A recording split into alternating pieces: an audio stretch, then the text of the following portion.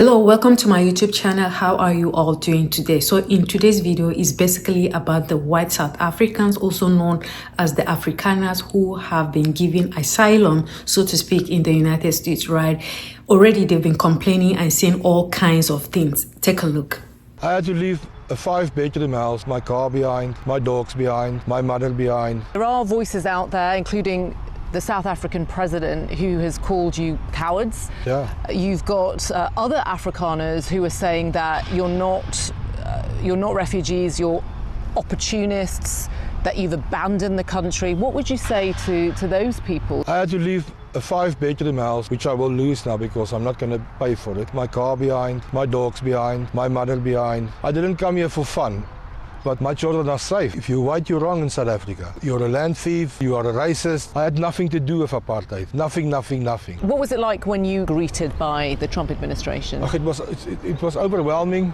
I didn't expect that because I thought we're going to be in a shuttle bus, taken somewhere, and we must start working. All of us that is there, we know we're going to start here from the bottom because we are the new people here. We're going to start from the bottom. This Afrikaner refugee had a 5-bedroom house and a mining company in South Africa. You know, the way refugees have. He had to leave behind his car, his dogs, and even his mother.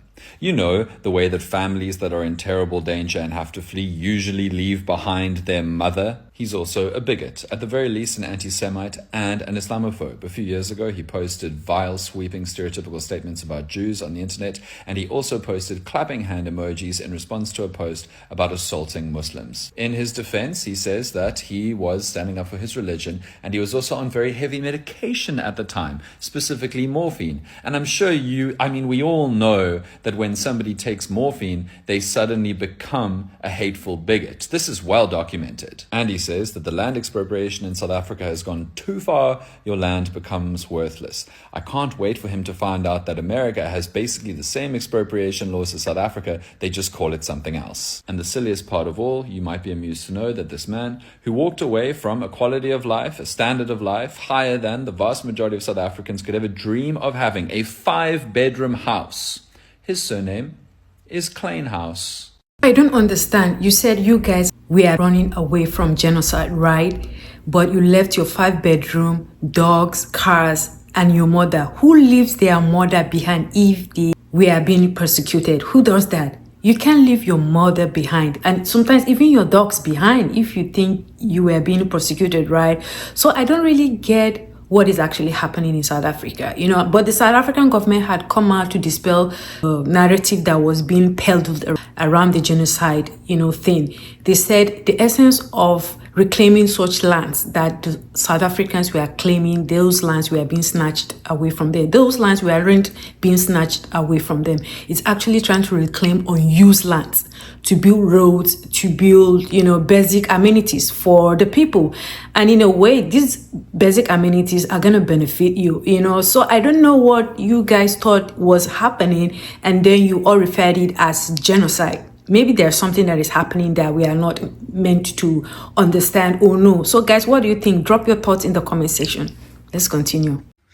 The Afrikaans refugees in America are already complaining that they're tired of speaking English all the time. They're already tired of speaking English all the time. So, and actually Donald Trump is really irritated by the fact that he has given them refuge, and now they are complaining that they don't actually like to speak English. They want to be speaking Afrikaans. Are they having trouble with integration? Is this what the problem is? They're in a country of white majority and they're not happy. They are not happy about integration. Oh, goodness me. Nobody could have written anything better than this. This is for all the creators, and I'm a writer, there's no way anybody could come up with such a plot. This is, my goodness, the best plot ever. This whole thing is giving opportunists, it's a bunch of opportunists that came here because I don't understand the privilege. Okay, you guys were crying that you are being persecuted. So now that you guys are brought here, you're already complaining about speaking too much English. Like, welcome to America. To the 50 Afrikaners who fled to the US, calling themselves refugees. You are not refugees. You are just a case study of white flight dressed up as martyrdom. You're not escaping violence, you're escaping equality. South Africa didn't chase you away. You ran. Yes, South Africa is one of the most violent countries in the world. Yes, brutality exists. But let's be honest, violence affects all communities, not just white farmers. Black, coloured, Indian, and yes, white people are all targets of a national crime crisis. What we have is a breakdown in safety, not a white genocide. This is not ethnic cleansing, it's criminal collapse, and running to the US won't fix it. You are part of a 7% minority, but somehow still manages to control over 70% of the wealth. That is not persecution, that's privilege on a guilt trip. And let's be real, if we tried to relocate just half of the Afrikaans population, it would take decades, billions in logistics, and you'd still end up culturally homeless in a country that don't want your apartheid baggage. You're not brave, you're not victims. You're scared of a world where you don't get to be in charge, and that makes the rest of the Afrikaans community cringe, because you make us look weak. South Africa is broken, and it's our problem to solve. So if you don't have the spine to do so, stay gone. Is there a white genocide in South Africa? No, there's no sign of it, never has been. In fact, whites are economically the strongest group. They benefited from democracy more than anybody else. 64% of all boardrooms in South Africa are still white. The average income of white South Africans are vastly higher than black South Africans. No. They have better schools, they have better education, they have private health care. This is the land of milk and honey if you're white. Has any land been expropriated in South Africa without compensation since the first all-race election in this country? I'm not aware of anyone. Not a single farm that I'm aware of was expropriated without compensation since 1994. So how do we interpret President Trump's executive order? It is possible that South Africa has offended the United States with his policy on the Palestinians, and it could be that with his policy on Russia, the ambiguities of those policies and its relationship with the Chinese. It could be. I think that does play a role. But there was something very, very sensitive that was touched upon.